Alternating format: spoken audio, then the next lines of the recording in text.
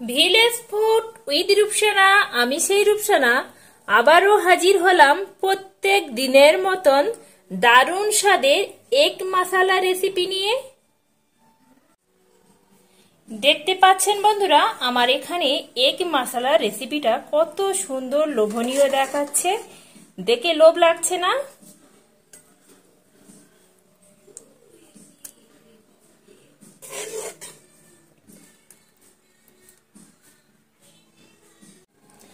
আসসালামু আলাইকুম বন্ধুরা, আজকের আমি এগ মশলা করে দেখাবো। আপনারা দেখতে থাকুন এই রেসিপিটা আমি কিভাবে বানাই। এগ মশলা রেসিপিটির জন্য আমি এখানে 6টা ডিম নিয়েছি, আর 6টা ডিমটা আমি আগে থেকে ভালো করে সিদ্ধ করে ছিলে ধুয়ে পরিষ্কার করে নিয়েছি। এবার আমি এখানে একটা ছুরি নিয়েছি, ছুরি দিয়ে আমি এইভাবে ডিমের গাগুলো সুন্দর করে একটু কেটে দিচ্ছি। এতে করে ভাজার সময় মশলাগুলো গায়ে ছিটকে আসার সম্ভাবনা থাকে না।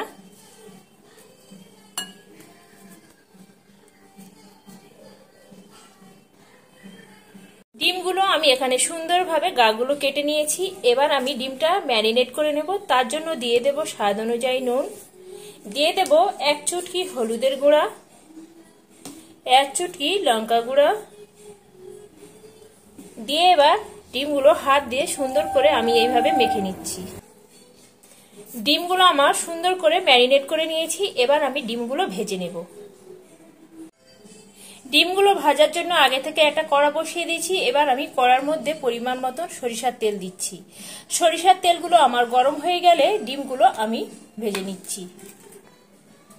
তেলের মধ্যে এবার আমি ডিমগুলো দিয়ে সুন্দর করে আমি লাল লাল করে ভেজে নেব।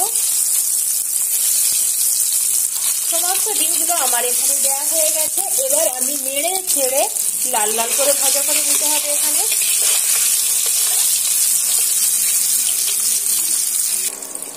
ডিমগুলো আমার এখানে ভাজা হয়ে গেছে। এবার আমি ডিমগুলো তুলে নিচ্ছি।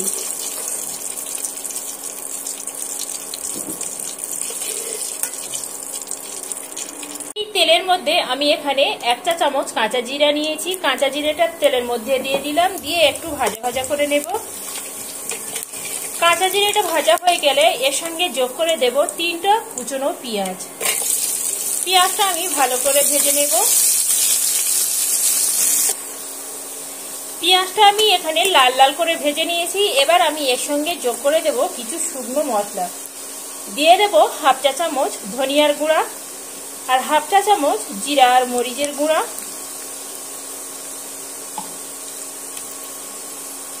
1/2 চা চামচের কম লঙ্কা গুঁড়া, আর দিয়ে দেব 1/2 চা চামচ হলুদের গুঁড়া, দিয়ে দেব স্বাদ অনুযায়ী নুন, আর দিয়ে দেব 3টে কাঁচা লঙ্কা, আর দিয়ে দেব এখানে 1 চা চামচ উঁচু করে আদা রসুন বাটা। সমস্ত শুকনো মশলাগুলো আমি দিয়ে এইভাবে সুন্দর করে কষিয়ে নিচ্ছি। মশলাগুলো একটু সমস্ত মশলা আমি এখানে সুন্দর করে কষিয়ে নিয়েছি।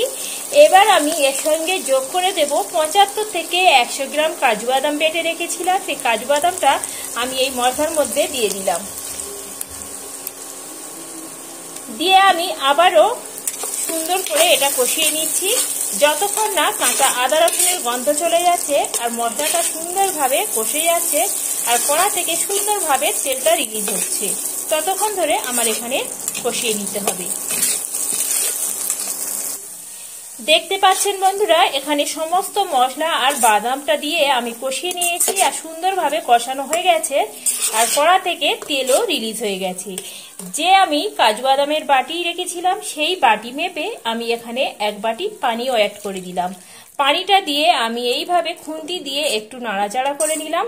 নাড়াচাড়া করে নিয়ে এটা আমি কিছুক্ষণ ধরে এটা কুক হতে দেবো যতক্ষণ না পানিটা শুকিয়ে যাচ্ছে। দেখতে পাচ্ছেন বন্ধুরা, যে পানিটা দিয়েছিলাম পানিটা আমার সুন্দরভাবে শুকিয়ে গেছে আর মশলাগুলো থেকে সুন্দর আমার এখানে তেল ছেড়ে দিয়েছে। এবার আমি এখানে আগে থেকে যে ভেজে রাখা ডিমগুলো রেখেছিলাম, ভেজে রাখা ডিমগুলো আমি এই মশলার সঙ্গে দিয়ে আবারও ডিমের সঙ্গে এইভাবে করে একটু কষিয়ে নেব।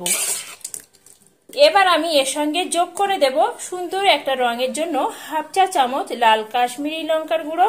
লঙ্কা গুঁড়োটা দিয়ে আবারও আমি এইভাবে ডিমের সঙ্গে একটু কষিয়ে নিচ্ছি। ডিম দিয়ে আমি এখানে সুন্দর করে কষিয়ে নিয়েছি। এবার আমি এখানে গ্রেভির জন্য একেবারে পানিটা অ্যাড করছি। এখানে আমি পরিমাণ মতন পানি দিলাম। পানি দিয়ে খুন্তি দিয়ে এইভাবে একটু নেড়ে চেড়ে দিচ্ছি। নাড়াচাড়া হয়ে গেলে এবার আমি ঢাকা দিয়ে এটা 10 মিনিটের মতন কুক করতে দিচ্ছি। এখানে আমি ঢাকাটা খুলে নিচ্ছি আর দেখতে পাচ্ছেন বন্ধুরা রেসিপিটা আমার এখানে একদম রেডি হয়ে গেছে। এবার আমি নামানোর আগে কিছুটা ধনেপাতা কুচি রেখেছিলাম, ধনেপাতা কুচিগুলো আমি এই ডিমের মধ্যে দিয়ে দিলাম। ডিমের মধ্যে দিয়ে আমি আবারও ঢাকা চাপা দিয়ে এটা 2 মিনিটের মতন রেখে দিচ্ছি।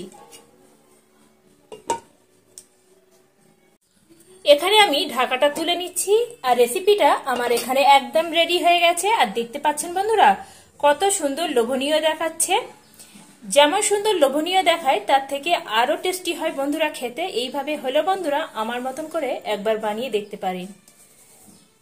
বন্ধুরা আমার এই এগ মশলা রেসিপিটি যদি ভালো লেগে থাকে বন্ধুরা একটা লাইক কমেন্ট শেয়ার করতে ভুলবেন না। আমার নতুন নতুন ভিডিও পেতে গেলে চ্যানেলটি সাবস্ক্রাইব করবেন বন্ধুরা, প্লিজ বন্ধুরা প্লিজ।